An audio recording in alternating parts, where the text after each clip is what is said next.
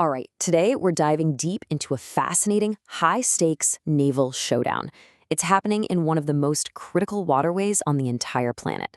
Think of it like a modern David versus Goliath story, but, with speedboats and stealth bombers.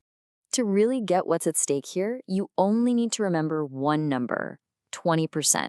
That's how much of the entire world's daily oil supply passes through this single, narrow channel, the Strait of Hormuz. It is a massive, massive global choke point. So that begs a pretty big question, right? In an age of billion-dollar aircraft carriers and guided missile destroyers, how on earth can a fleet of simple speedboats possibly hold the global economy hostage? Well, the answer lies in a strategy that is as clever as it is low-tech. So, let's set the scene. Our story begins right here, in the Strait of Hormuz. This is the turf where Iran's Islamic Revolutionary Guard Corps Navy, or the IRGCN, has perfected a really unique strategy to control this vital shipping lane. See, instead of trying to build massive warships to go toe-to-toe with other navies, the IRGCN relies on something called the Mosquito Fleet. And the name pretty much says it all, doesn't it? It's all about being small, being numerous, and being incredibly annoying, lethally annoying. And make no mistake, we're not talking about just a few boats here. We're talking about hundreds of them. These are quick, agile fiberglass vessels, and they are armed to the teeth. Some are even disguised as civilian fishing boats to get in close without being noticed. The tactic? It's pure chaos. You swarm a modern warship from every direction at once, giving it way more targets than its defense systems can possibly handle. Okay, so how does a swarm like this actually plan to shut down an entire global shipping lane? It's not just about firing off a few rockets. Their main weapon is much more patient and, frankly, a lot more deadly. The primary goal is to turn the Strait of Hormuz into one gigantic minefield. It's almost a World War II-style tactic, really, designed to create a total dead zone where no ship can safely pass. But here's the kicker. How do you get these big, heavy mines out there using such tiny boats? And this is where the low-tech genius of the strategy really shines. There are no high-tech deployment systems, no complex machines.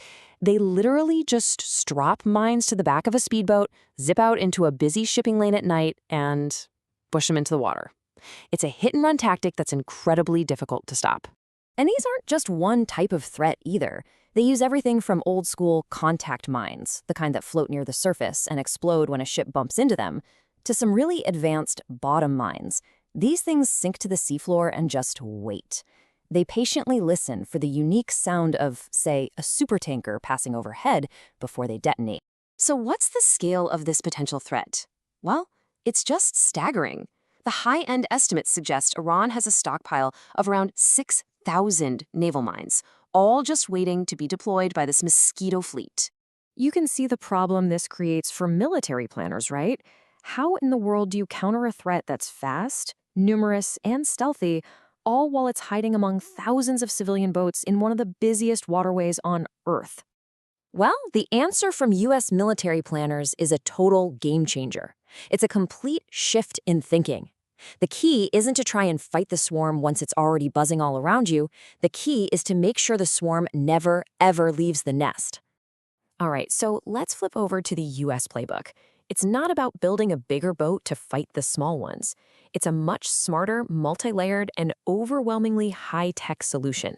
It's a whole philosophical shift, really, moving from reactive defense to proactive offense. This strategy really rests on 4 key pillars. First, you've got preemptive denial. Basically, destroy the boats before they can ever get their minds in the water. Second, an intelligence cue.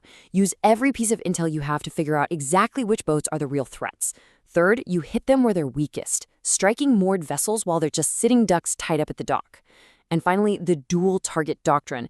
You hit the boats and their mine storage depots at the exact same time so they can't rearm. So what does a strike like this actually look like in practice? Well, it's a beautifully coordinated operation that uses a lethal mix of air and sea power. The U.S. counters that low-tech swarm with precise, overwhelming technology. We're talking about MQ-9 Reaper drones firing Hellfire missiles that can pick off individual boats. We're talking Navy destroyers launching cruise missiles from way off the coast. And we're talking heavy bombers dropping 2,000-pound bunker busters to completely obliterate those mine storage facilities. And this is where you really see the massive technological mismatch. I mean, look at this.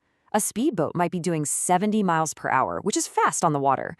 But the Hellfire missile chasing it, it's traveling at over 760 miles per hour. One is piloted by a person, the other is guided by lasers and radar from a drone circling miles overhead. And here's the crucial part. You can't outrun or outmaneuver this. The drone's targeting system tracks the boat, calculates its speed and direction, and predicts its movements. The missile doesn't fly to where the boat is, it flies to where the boat is going to be. There's just no escape. So, when this kind of strategy has been put to the test in the real world, what happens? Well, the results have been absolutely decisive and devastating for the opposing forces. Just look at some of these specific engagements. The Iranian fast attack craft Joshin was sunk in what was the first ever missile duel between warships. The frigate Sahand was literally swarmed by jets and missiles until it went under. And maybe the most incredible example, the frigate Sabalan was taken out by a single laser-guided bomb dropped with surgical precision right down its smokestack. The total effect is just mind-boggling.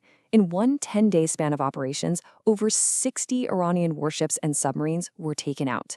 Now, it's important to note this effectively neutralized their conventional naval threat, their bigger ships and subs.